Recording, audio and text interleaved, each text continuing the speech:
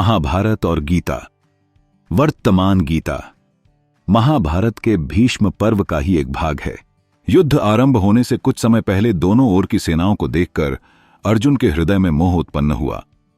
मैं अपने गुरुजनों पितृजनों को कैसे मारूं? उसी समय भगवान कृष्ण ने गीता का उपदेश किया। आप यह ध्यान रखें कि महाभारत की कम से कम 3 आवृत्तियां हुई हैं। सबसे पहली आवृत्ति का नाम, जिसमें शायद कुरु पांडवों के युद्ध का वर्णन मात्र था, उस संस्करण का जय नाम था।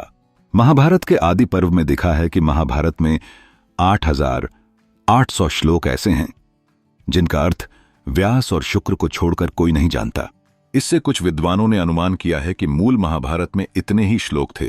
महाभारत की दूसरी आवृत्ति भारत कहलाई, जिसमें 24,000 श्लोक थे। श्री वेलवेलकर इस संस्करणा को प्राग्बौद्धिक बुद्ध से पहले का मानते हैं। यूरोप के विद्वान उसे बुद्ध से बाद की रचना समझते हैं। इसके बाद महाभारत के तीसरे और चौथे संस्करण ही नहीं हुए, बल्कि समय समय पर प्रक्षिप्त श्लोकों की संख्या बढ़ती ही गई। इस समय हरिवंश पुराण सहित महाभारत में लगभग 1,07,000 श्लोक हैं। अंतिम आवृत्ति ईसा के बाद की शताब्दियों में हुई, ऐसा माना जाता है। कुछ विद्वानों का अनुमान है कि भगवद गीता मूल महाभारत से भी प्राचीन है, जो कि जनता का प्रिय ग्रंथ होने के कारण बाद को महाभारत में जोड़ दी गई। यदि ऐसा न हो तो भी भगवद गीता को जय ग्रंथ से अर्वाचीन नहीं माना जा सकता। गीता का पत्रम पुष्पम फलम तोयम आदि एक श्लोक बोधायन गृह्य सूत्रों में पाया जाता है, जिनका समय 400 ई. के लगभग है। इस प्रकार डॉक्टर बेलवेलकर और प्रो. सुरेंद्रनाथ दासगुप्त का यह मत कि गीता बौद्ध धर्म से पहले बनी, असंगत नहीं मालूम होता। महाभारत में स्थल स्थल पर भगवद गीता विषयक संकेत मिलते हैं, जिससे वह महाभारत का अवियोज्य अंग मालूम होती है। अन्य कई गीताएं भी पाई जाती हैं जो स्पष्ट ही कृष्ण गीता का अनुकरण हैं और बाद को भगवद गीता से मिला दी गई हैं। भगवद गीता जैसे मूल्यवान ग्रंथ के अतिरिक्त महाभारत सामाजिक, नैतिक, राजनैतिक, धार्मिक तथा दार्शनिक विचारों से भरी पड़ी है। वर्तमान महाभारत में युद्ध की मूल कथा के अतिरिक्त सैकड़ों आख्यान और उपाख्यान हैं। संस्कृत के काव्यों और नाटकों को अधिकांश कथाएं महाभारत से ली गई हैं।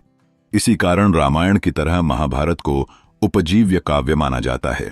शिशुषजयध, नैषधीय चरितम, रघुवंशम, किरातार्जुनीयम, अभिज्ञान शाकुंतलम, वेणी संहारम आदि के रचयिता अपनी कृतियों के लिए महाभारतकार के ऋणी हैं। धार्मिक शिक्षक और उपदेशक युक्तियों के रूप में महाभारत में दी गई छोटी छोटी कथाओं और कहानियों का प्रयोग करते हैं।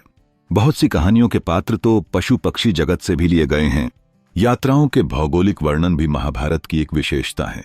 बलराम ने अपनी शुद्धि के लिए तीर्थ यात्रा की थी और पांडवों ने दिग्विजय के लिए पृथ्वी का पर्यटन किया था। विराट पर्व में गोपालन की शिक्षा पाई जाती है। अनुशासन पर्व में भीष्म ने धर्मशास्त्र की और दर्शन की शिक्षा दी है।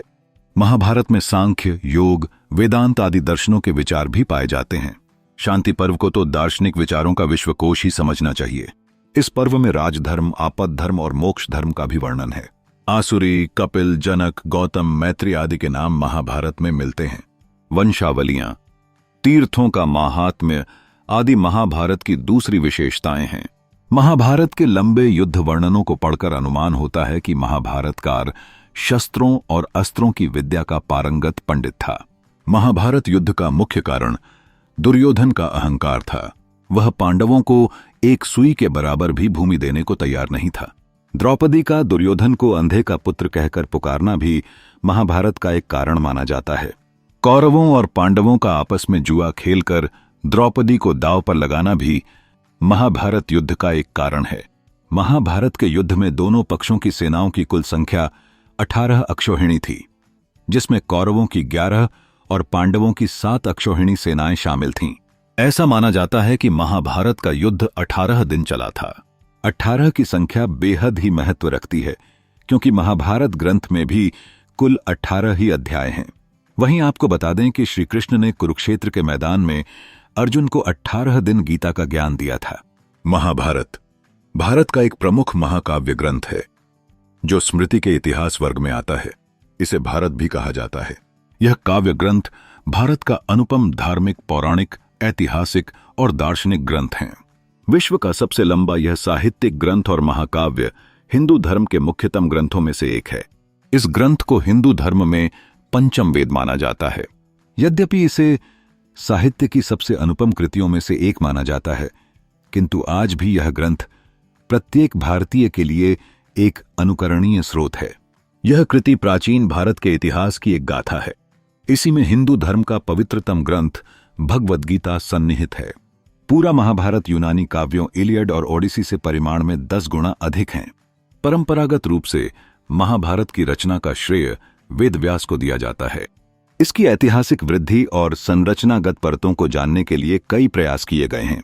महाभारत के वर्तमान संस्करण को शायद 3री शताब्दी ईसा पूर्व और 3री शताब्दी के बीच संकलित किया गया था, जिसमें सबसे पुराने संरक्षित भाग 400 ईसा पूर्व से अधिक पुराने नहीं थे।